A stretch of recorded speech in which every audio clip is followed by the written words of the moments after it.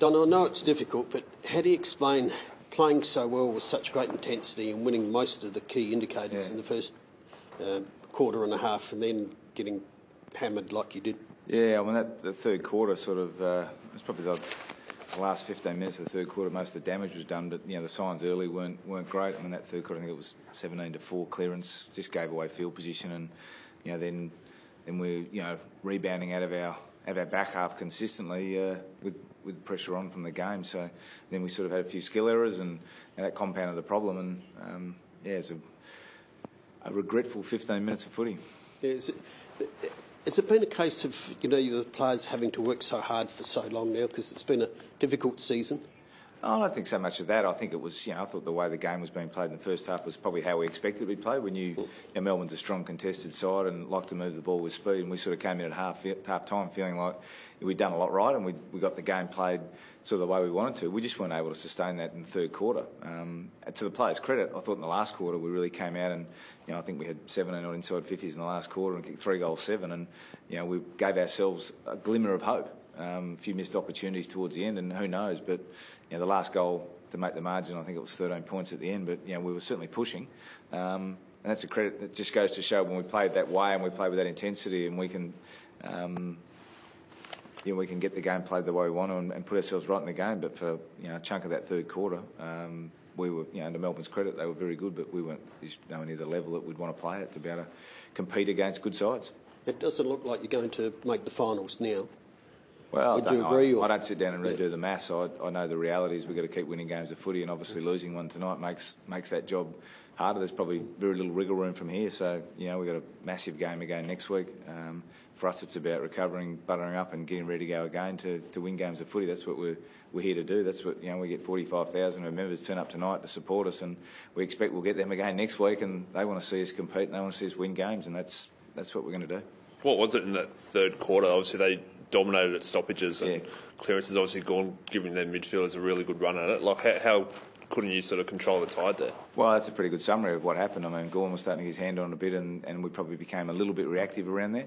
And we tried a few different things, but, you know, the reality was it was coming out of there too easily, and that's putting pressure on us further down the ground. So, you know, it's one of those ones where when that happens, we need to be better at stopping that momentum. Did you sort of run out of legs at times, given obviously you lost Paul Season pretty early in the game? And Mitch McGovern went off for a period as well there. Yeah, well, Gov just had a little AC, so we're hopeful he'll be all right. Obviously, Seeds with the hamstring, losing him early wasn't great.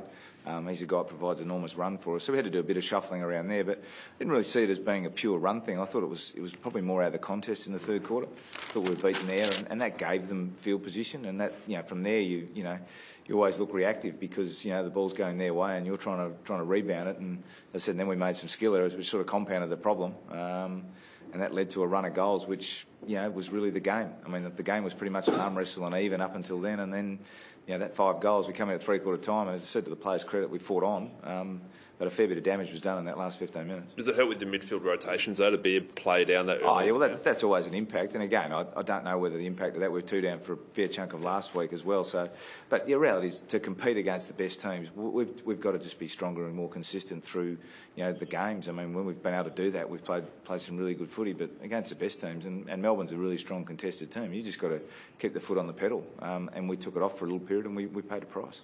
There's been some challenging times for you over the last couple of months. Is there an element that has really impressed you, or it's been a positive for the side, even, you know, in losses? Oh, lots of, I mean, even today, there's lots of positives to take out of it. I thought some of it, you know, so Wayne Miller continues to evolve as a player, which is great. I think, you know, as I say, for a fair chunk of the game, we were right in it, if not in front, you know, in terms of the indicators we're looking for and the way we wanted to perform.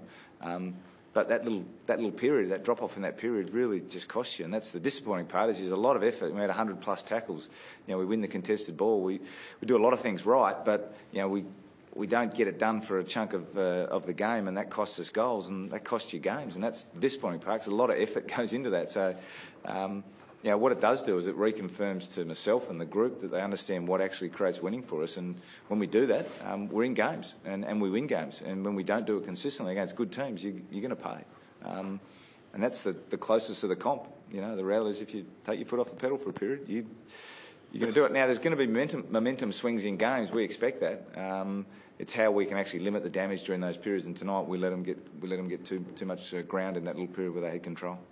Does it feel like a wasted opportunity, given that you actually had more scoring shots than them and 5 times hit the post? I think maybe didn't cash in enough on the first quarter. Yeah, look, I thought early we were controlling the game and winning the inside 50s and contested ball, and our pressure was really good. And you're right, we probably didn't maximise that. I thought coming in at quarter time, I think we were, a goal and a bit up. Probably didn't reflect, I thought, how well we'd played. Would have been nice to come in with a bit more of a buffer there. But again, that's the game. You've got to take your opportunities, and that's the challenge. Is missed opportunities, whether it be shots at goal, or whether it be just connections forward, or moving the ball. That's often the pressure of the game and the pressure of the situation. Brodie Smith played well again today.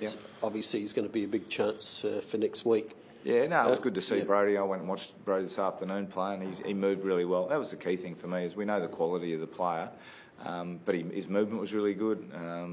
He didn't have any hesitation in terms of going back and his twisting and turning and everything else, which is great for his confidence and stuff. And look, he'll be one along with a couple of others we'll look at from a selection viewpoint. Obviously, Cam Ellis-Yeoman and Pat Wilson had big days today with 40+ possessions. Sam Gibson had 30-odd. So there's sort of guys are now putting some pressure on and putting their hand up to play. So we'll assess all that, see how we pull up. Obviously, unlikely Paul will play next week, so we're going to need at least one replacement. So have a look what it looks like in the balance of the team. Richard Douglas, is he going to be close? Yeah, he's going to be close. Obviously, Tom Duday will come back from that concussion. We're pretty confident. He's moving well now and feeling a lot better. And Dougie's going to be close, along with Dave McKay, who's tracking nicely. Those guys there will come in the mix. Dougie's missed 2, maybe 3, I think now, but he's an experienced player. Dave's missed, I think, 1 or 2 more than that. So, we'll whale it up and see what the best team is to go in next week.